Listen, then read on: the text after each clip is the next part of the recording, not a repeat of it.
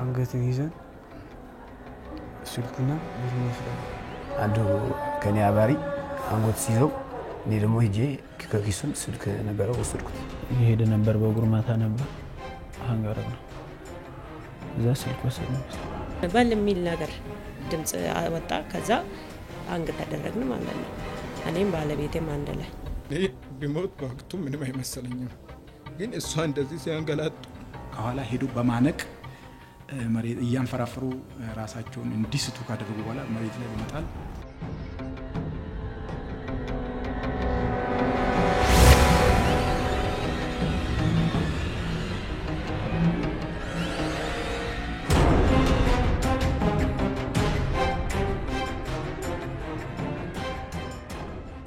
በአዲስ አበባ ፖሊስና በሌሎች የጸጥታ አካላት የተቀናጀ ሥራ አስተማማኝ ሰላሟ ጸንቶ መዝለቅ የቻለችው መዲናችን ወንጀል በመፈጸም ያልተገባ ጥቅም ለማግኘት ከመሻት በዘለለ እሳቤ ሰላሟን ለማናጋትና ነዋሪዎቿን ለማሸበር በቡድን በመደራጀት በተቀናጀ መንገድ እየተንቀሳቀሱ ጭካኔ የተሞላበት ድርጊት ሲፈጽሙ የነበሩ ተጠርጣሪዎች ከያሉበት ተለቃቅመው በቁጥጥር ስር ውለዋል።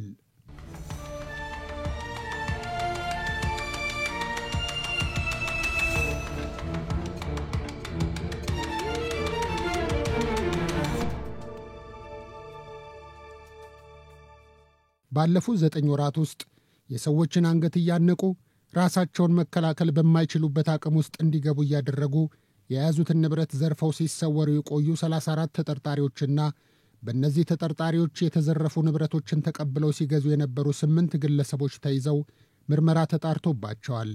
የፈረጠመ ጉልበታቸውና ማናለብኝነት የወለደው ጭካኔያቸው ከሕግ በላይ የሚያደርጋቸው መስሎ የተሰማቸው ቢሆንም የሕግ ጉልበት እንደሚበልጥ አምነዋል። መጠጥ እየጠጣን ነበር። ከዛ ሄድን።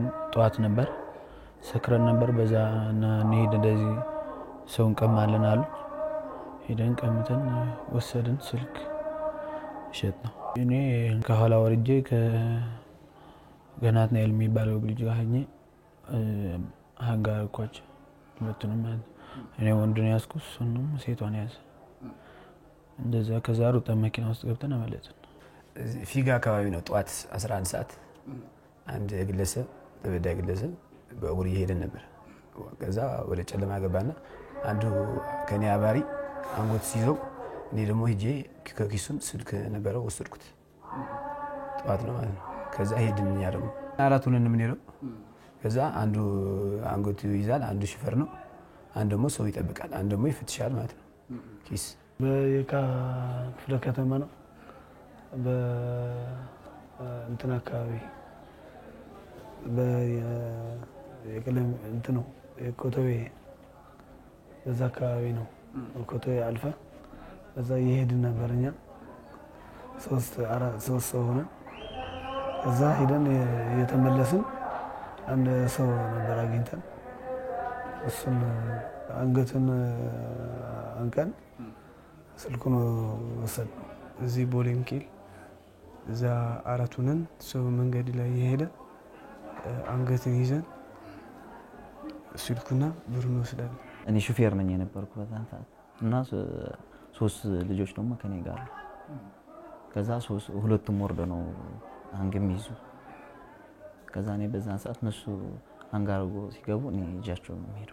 እነዚህ ወንጀል ፈጻሚዎች በለየት ባለ መልኩ በቡድን በመደራጀት ብቻ አይደለም አቅማቸውንም ከፍ በማድረግ በተሽከርካሪ በመንቀሳቀስ ጦር መሳሪያም በመጠቀም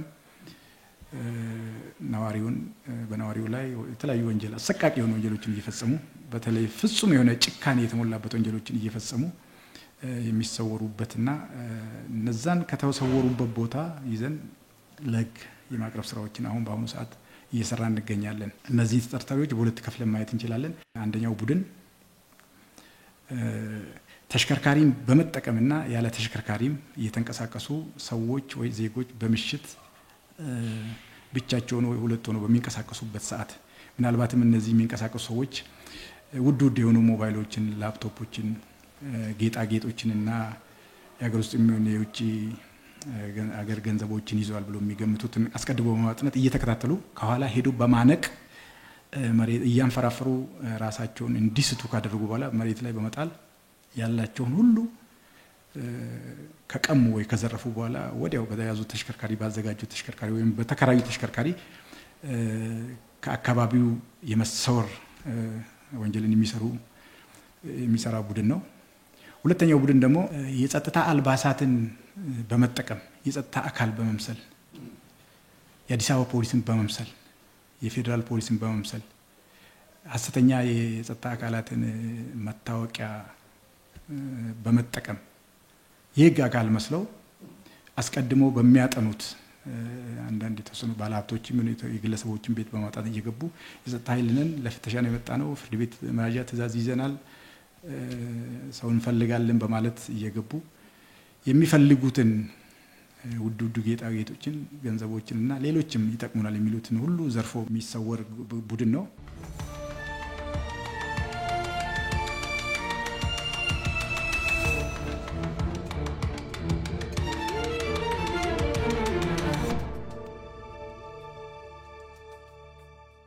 የእነዚህ ወንጀሎች መፈጸም ፍንጩ የታየው በቦሌ ክፍለ ከተማ ቢሆንም በሌሎች የተለያዩ ክፍለ ከተሞችና አካባቢዎች ተመሳሳይ የወንጀል ድርጊት ስለመፈጸሙ የሚያመላክቱ መረጃዎች በመገኘታቸው የምርመራ ሥራው በአዲስ አበባ ፖሊስ የማዕከል ወንጀል ምርመራ ክፍል እየተመራና አቅጣጫ እየተሰጠበት ውጤት ላይ መድረስ ተችሏል። በተደጋጋሚ ከተለያዩ ቦታዎች በምናገኛቸው ከህብረተሰብ በምናገኘው ጥቆማ ከህብረተሰብ የምናገኛቸውን ጥቃቅን መረጃዎች የመኪና ቀለም የተለያዩ ነገሮችን ታርጋ ከካሜራዎች በምናገኛቸው ዳታዎችን መሰረት በማድረግ እሱን በማስፋት ወንጀለኞቹ የት አካባቢና እነማን እንደሆኑ የመለየት ስራ ነው የተሰራው። በስፋት ይህንን ወንጀል የሚፈጽሙ ሰዎች ወንጀሉን ሲያስተባብሩ የነበሩ ቡድኑን የሚመሩ የነበሩ የሚያቅዱ የነበሩ ጭካኔ በተሞላበት ሰውን ሲያሰቃዩ የነበሩት በሙሉ በቁጥጥር ስር ውለዋል። በዚህ ቡድን ውስጥ ያሉት ማለት ነው።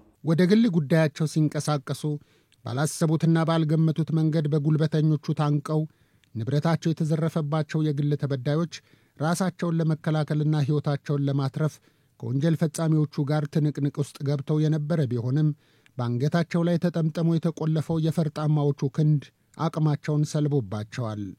እንዴት ነው የነበረው? እኔ ወደ ስራ የገባው የነበረ ሁሌም በጠዋት ነው ተነስቼ ወደ ስራ የሚሄደው።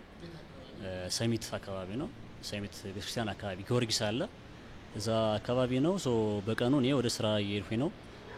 ሁሌም በጥንቃቄ ነው እንትን ብለው የሚሄደው አጋጣሚ ሆነው ማለት ነውና መጀመሪያ ላይ መኪናዋን ከማየቴ በፊት አስታውሳለሁኝ ሰዎች ምናምን ዙሪያ ይጋ ነበሩ። ራሴን እየጠበቅኩ ተጠንቀቅኩ ነው ማለት ሲሄድ የነበረውና መኪናዋን ካየሁ በኋላ ውስጥ ግን የሆነ ድባቴ ውስጥ የመግባት ስሜት ነበረው። ዞሮ መጡ። ታርጋውን ማየት አልቻልኩኝም። ክሮስ አድርገውኝ ከሄዱ በኋላ ራሱ ምን እንደተፈጠረ አላስታውስም ተመናገር። በኋላ ላይ ከነቃው ምናምን በኋላ ሃንግ አድርገውኛል። ብዙ ናቸው። ፊት ለፊት መጥቶ በቦክስ አንኛው ሲመታኝ ራሴን ሳትኩ ማለት ነው። ወድቄ ያለው ምናምን ሰዎች በአካባቢውም አልነበሩም እና የተወሰነች አንድ ልጅ እንደ ኢሉዥን እንደ ቅዠት ነው የሚባለው እንደዛ ነውና ቀናስል ምን ሆነ ነው ምናምን ትለኛለች። ሃንግ እንደተሰራው ያወቁት ከዛም በኋላ ነው። ይሄ ወንጀል የተሰራብኝ ሰንሻይን የአረጋውያን መጦሪያ አካባቢ ነው። ሁለተኛ በር ማለት ነው ሰሚት እና ጠዋት ጥቅምት 26 12 ተኩል ላይ ነው ይሄ ነገር የተፈጸመብኝ ማለት ነው። እና ከቤት ሲወጣ ከቤቴ 200 ሜትር ይሆናል ከቤቴ ወጥቼ ማለት ነው። እና ሲከታተሉኝ ነበረ። በአንደኛው የጎረቤት ሰው መስለው ተከታተሉኝ እስከ መኪናው ድረስ በቪክስ መኪና ነው የመጡት። አንደኛው ከመኪና ጀርባ ቆሞ ነበረ፣ ሁለተኛው ደግሞ ገቢና ውስጥ ነበረ። እኔ እነሱን አይቼ ነው አለፍኩት። እኔ አልፌ እንደው አንድ 50 ሜትር እንደተራመድኩኝ እና ከኋላዬ አንደቁኝ። በዛ ሰዓት የኔ ቃላት ተናገርኩኝ። በኋላ በቃ ራሴን አላወቅኩኝም ማለት ነው። ሜዳ ላይ አቧራ ውስጥ አገኘሁት ራሴን ከጊዜ በኋላ። መስከረም 27 ጠዋት 12 ሰዓት ከሩብ አካባቢ ነው ወንጀሉ የተፈጸመብኝ። ቦሌ ቡልቡላ 40/60 አካባቢ ነው ወደ ስራ እየሄድኩ የሆነ ቪትስ መኪና መታ ነበረች። እዛ ከኋላዬ መኪና እንደመጣው መኪና እንደቆመ ነው ከመኪና የወረደ ሳይሆን መኪና በእግር የመጣ ሰው መጥቶ ከኋላዬን አነቀኝ። ጠዋት ጾም ጸሎት እንሄዳለን ብለን በ2 ሰዓት ከቤታችን ወጥተን 100 ሜትርም እንኳን ማትሞላ መንገድ እየሄድን እያለን ከባለቤቴ ጋር እየሄድን እያለን ከኋላ መኪና ቪትስ መኪና መጥቶ ተከትሎን ቀስ ብሎ እየመጣ እኛ መኪናው ያልፋል ብለን ነው እየሄድን የነበረው። መኪናው ቀስ ብሎ እየሄደ እኛ ለመኪናው ነው መንገድ ስንለቅ የነበረው። ከዛ ከኋላችን መኪናው ሰዎቹን አውርዶ ለራሱ ቀስ እንዳለ መንገዱን ዘግቶብን ወደዚህም ወደዛ እንዳንል በጣም ወደኛ ተጠግቶ መኪናው ትንሽ ለማዞር ሲል ማዞር እንደ ማለፊያ አካባቢ ደርሶ አለፈን። ከዛ አለፈ ዞረ። ሲዞር እኛን መንገድ ዘጋብን። መንገድ ከዘጋም በኋላ ከመኪና ውስጥ ድምጽ ሰጣ። የሆነ ሰው ሹፌሩ ይሁን የሆነ ሰው አላውቅም፣ የሆነ በል የሚል ነገር ድምጽ ወጣ። ከዛ አንግ ተደረግን ማለት ነው። እኔም ባለቤቴም አንድ ላይ አየው ዞሪያ አየውና ሰዎችን የሚያልፉ መስለኝ ነው እኔ።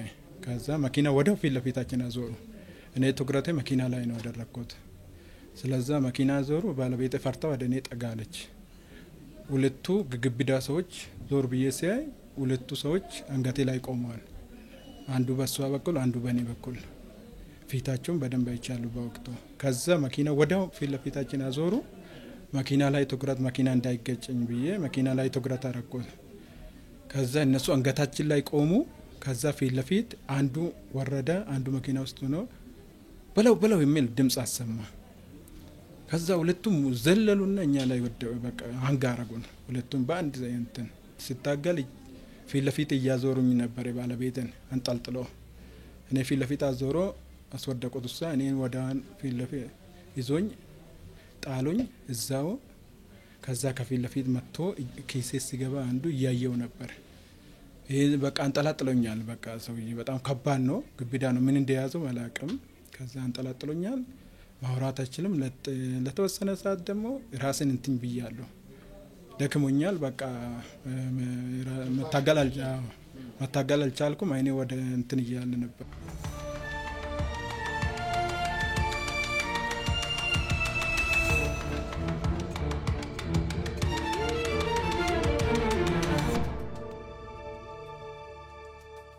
ብዛት በአጠቃላይ 42 ሲሆኑ በእነዚህ ተጠርጣሪዎች ላይ 56 የምርመራ መዝገብ ተደራጅቶባቸዋል።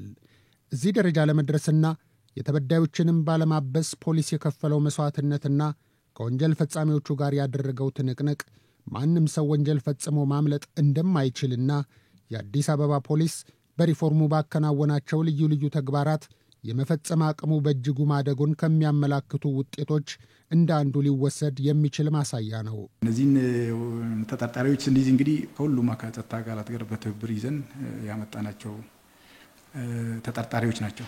አንዳንዶቹም በተለያየ ጊዜ ሀገራችንን ሲወጉ በነበሩት አካላት ጋር ጦርነት ውስጥ ተሳትፎ ሀገርን እና የጸጥታ አካላትን ሲወጉ የነበሩና እዛ ውስጥ ባካበቱት ወንጀል የመፈጸም ልምድና ጭካኔም ጭምር ተጠቅመው የዘረፋ ወንጀል ሲፈጽሙ የነበሩ በመሆኑ ይህንን አዲስ አበባ ፖሊስ እንግዲህ ባደራጀው የጥናት ቡድን፣ የክትትል ቡድን፣ የኦፕሬሽንና የምርመራ ቡድን ሙሉ ስራውን ሰርቶ አሁን ላይ አጠናቆ እነዚህን 42 ተጠርጣሪዎች ለፍርድ በማቅረብ ላይ ይገኛል።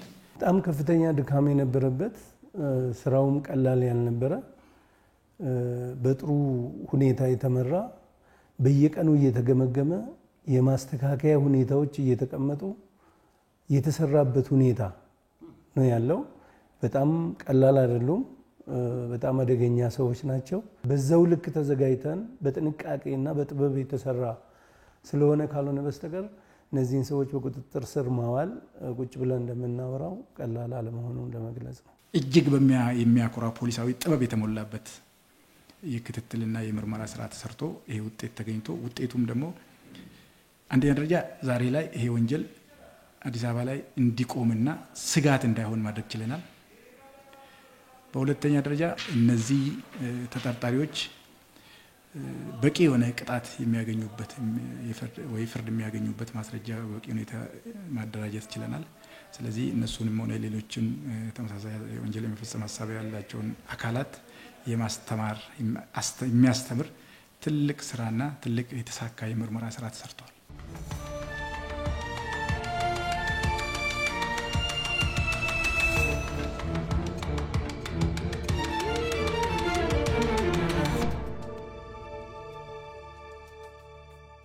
ወሰን አካባቢ እሱም ጠዋት ነው 12 ሰዓት በመኪና ላይ ነው። ከዛ አንድ ግለሰብ አገኘንና ሄደን አንዱ አንጎት አንቆስ ይዘው እኔ ደግሞ ሄጄ ከኪሱ እና እንትን መሳሪያ ነበረው ወሰድኩለት ማለት ነው። ሽጉጥ ከኋላ እንትኑ ማለት ነው ከጀርባ አስቀምጣት ነበር። ሳውጥቼ ወሰድኩት። እኔ መጀመሪያ ኪስ ነበር የሚሰርቀው። ከዛ ቀስ ያልኩ እንደዛ ጀመርኩ መስረቅ ከሰው ጋር ሆኜ ብሄድ ምናምን 22 ነበር ሰፈሬ በመኪና ማንቀሳቀስ እንትን ነበር በእግሬ ነበር የምሰራው። ከዛ 22 ዳውንታውን አካባቢ እዛ በአዲስ አስፋልት እዛው የቀማ ጠቀም ነበር። አንዳንዴ በእግራችን ሁለት ምናምን ሆደን እንሰርቃለን። ካልሆነ ደግሞ በመኪና ደግሞ 4 ሰው ሆነን ምናምን እንሰርቃለን። ሌሎች ደግሞ እዚህ ቃሊቲ አካባቢ አንድ ሰው ሀንግ አድርገናል። ይሄድ ነበር በእግሩ ማታ ነበር ሀንግ አደረግነው። ከዛ ስልክ ወሰድንበት። ሌላ ደግሞ እዚህ ገላን አካባቢ ቃሊቲ አንድ ሰው ሀንግ አድርገናል። ስልክ ወሰድንበት። ሌላ ደግሞ እዚህ እንትን ሰሚት ለሚቆራ አካባቢ አንድ ሰው ሀንግ አድርገናል። ብር ብቻ ወሰድንበት። 3000 ብር ወሰድንበት። በቃ ሌላ ደግሞ አንድ ሞባይል ነበርች ከጓደኞቼ ጋር ይያለው ያው ሞባይሉ ጓደኛ የዘረፈ ከሱ ጋር ነበርኩ። ያው እዛ መኪና ውስጥ ነበርኩ። ዘርፎ ከአንድ ሰው አንቆ ሞባይል ተቀብሎ መጣ። እኔ መኪና ውስጥ ነበርኩ። አብረን ሄድን። ሌላ ደግሞ ሁለተኛ ደግሞ እንደዛ ሞባይል እንደዛ ዘረፈ ይዞት መጣ። እኔ መኪና ላይ ያለው አብረን ተመለስ። ይሄ ነው።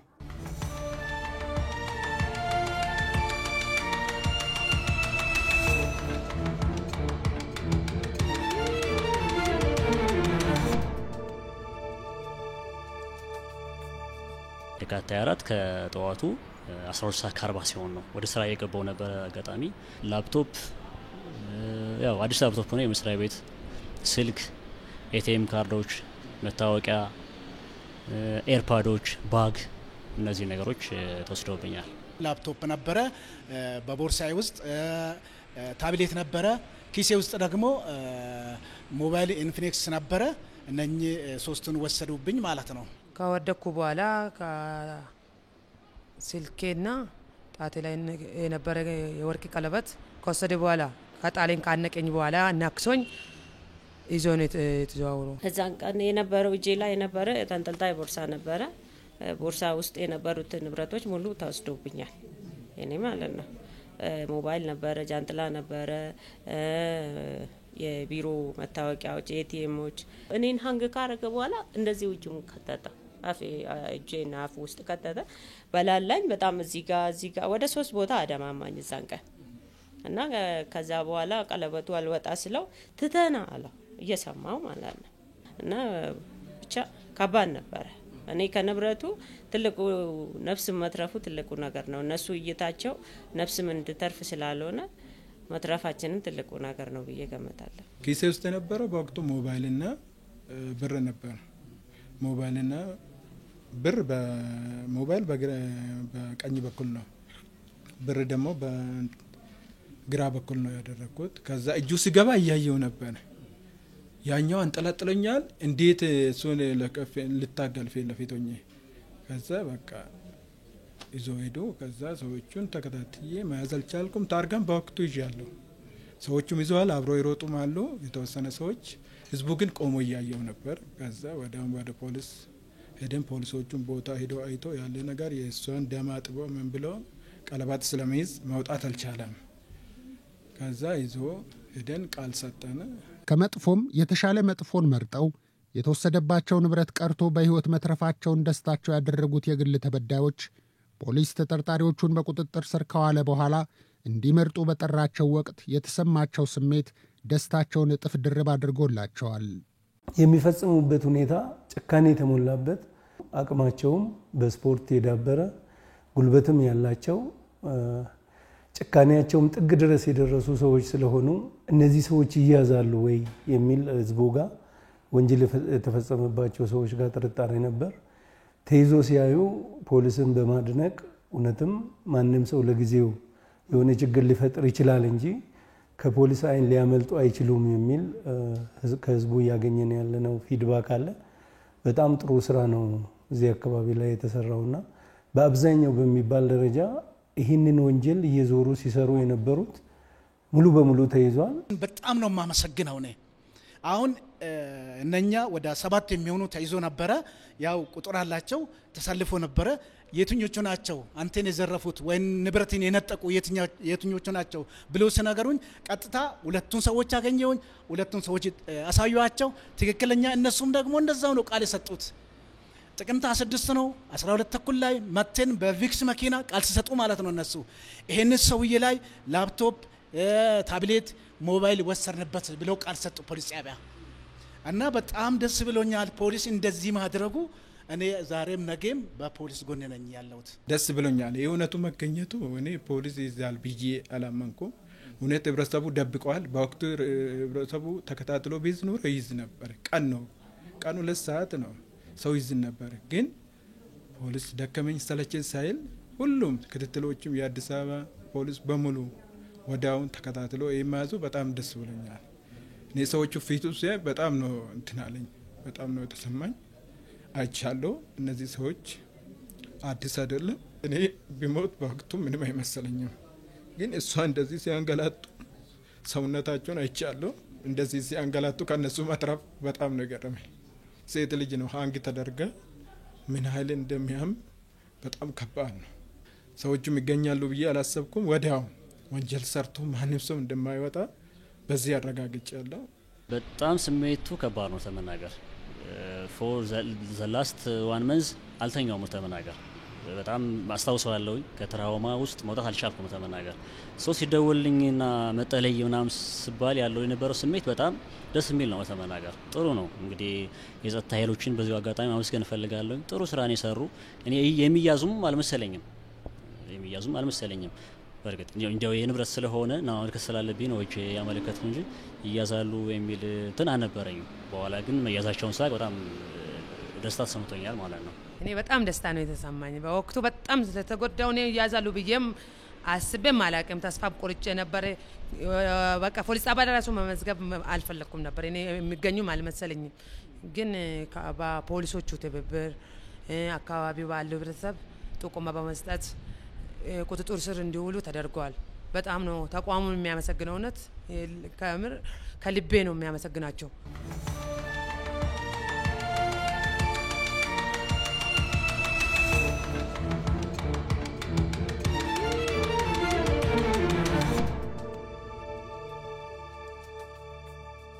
ተጠርጣሪዎቹ ወንጀል ለመፈጸም ሲጠቀሙባቸው የነበሩ የጦር መሳሪያዎችና ተሽከርካሪዎች ተይዘዋል። ከግል ተበዳዮች ከተወሰዱ ንብረቶች መካከልም ጥቂት የማይባሉ በምሪት ተመልሰዋል። ፖሊስ በሚያከናውነው የወንጀል መከላከልና ምርመራ ሥራ የሚገኘው ውጤት የበለጠ አመርቂና ለዘላቂ ሰላም ዋስትና ያለው እንዲሆን የህብረተሰቡ ተሳትፎ በእጅጉ ያስፈልገዋል። እነዚህ አደገኛ የወንጀል ቡድኖች በጋራና በተናጠል ቤትና መኪና ሲከራዩ ማንነታቸውን በማረጋገጥ እንዲሁም ለምን አገልግሎትና ዓላማ እንደሚከራዩ በመጠየቅ በኩል በአከራዮች ላይ የነበረው ክፍተት ካስከተለው ውጤት አንጻር በቀጣይ ልዩ ትኩረት የሚፈልግ ጉዳይ ነው። እነዚህ አካላት ትክክለኛ መታወቂያ የላቸውም። ልክ አሁን አዋጅ ወጥቷል። ማንኛውም ሰው ቤት በሚያከራይበት ጊዜ ለቀበሌ ማሳወቅ ግዴታ አለበት። እነዚህ ነገሮች ሁሉ ተጥሰው እጄ ካሳወቅኩኝ ግብረ ከፍላለሁ በሚል ብቻ በእንዝላልነትና አርቆ ባለማሰብ ነገ ይሄ ነገር ይመጣል በሚል ስሌት ውስጥ ሳይገቡ ወዲያው ተከራይ ሲመጣ ብቻ ተከራይ መጣልኝ፣ በተለይ ደግሞ ላጤ ነው እንደዚህ ነው የሚል ላጤው ይመረጥና ወደ ቤታቸው ያስገባሉ። ለራሳቸውም አይሆኑም፣ ለሌሎችም አካላትም አይሆኑ ስራዎች ይሰራሉና መኪናም በውድ ዋጋ ነው የሚከራዩት፣ በውድ ዋጋ ነው። መኪናም ያከራዩትም አካላት ጥንቃቄ ቢያደርጉ ጥሩ ነው። ለማን ነው ማከራየው መኪናዬን?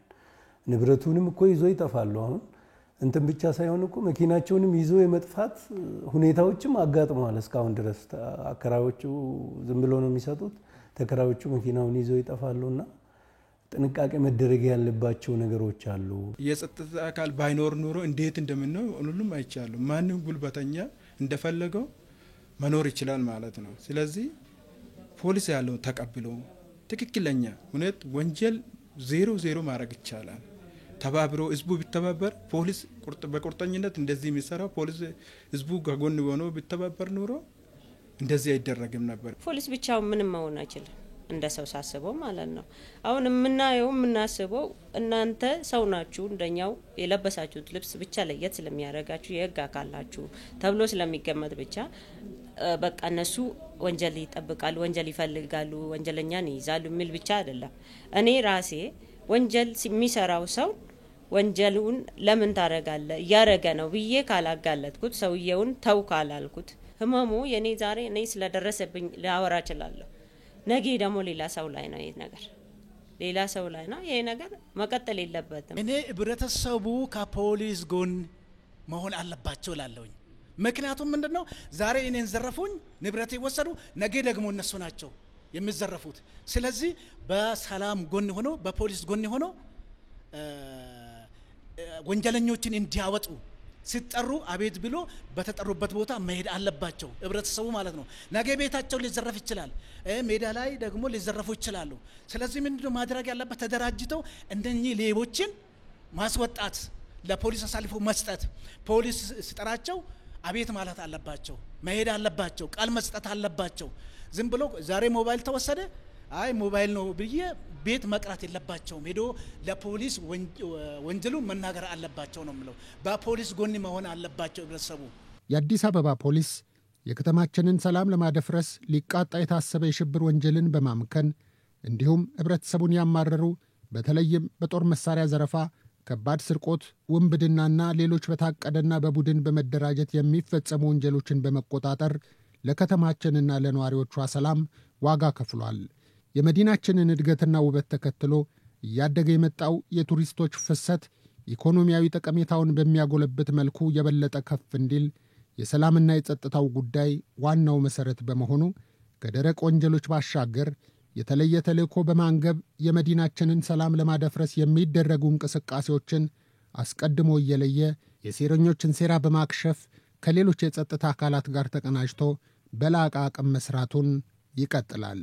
አሁንም አዲስ አበባ ፖሊስ አዲስ አበባን የሚመጥን ፖሊስ እንዲሆን ይህንን እምነት መስጠት የሚችል የተረጋገጠ ሰላም መኖሩን የሚያረጋግጥ ስራ በቀጣይነት መስራት ስለሚገባን እነዚህ አሁን የተገኙ ስራዎች ትልቅ ሆነው አስተማማኝና ጥሩ ውጤት ያገኘንባቸው ስራዎች ቢሆኑም በቀጣይነት ህብረተሰቡ ከፖሊስ ጋር ሆኖ እያንዳንዱን እንቅስቃሴ ከፖሊስ ጋር በመሆን ጠራጣሪ ነገሮች ሲገኙ ለፖሊስ በመጠቆም አንዳንድ ለሀገራቸው ግድ የሌላቸውና ምንም ስብዕና የሌላቸው ግለሰቦች የሆነ ሀገር ላይ ሆነው ድሮ የተቀረጸን የወንጀል ፊልም ከሆነ ቦታ አውጥቶ ዛሬ ላይ እንደ ተፈጸመ አድርጎ ከተማውን ወይ ነዋሪውን የሚያሸብሩትን ያለማዳመጥና ያለመከታተል አሁን ፖሊስ አብሮ ከህብረተሰቡ ጋር እየሰራ ያለውና እያስገኘ ያለውን ውጤትና አሁን በተጨባጭ ከተማችን ላይ ያለውን ሰላም እያየ ይሄ ሰላም ቀጣይነት እንዲኖረው ከፖሊስና ከየትኛውም ጋር ተባብሮ መስራት አለበት የሚል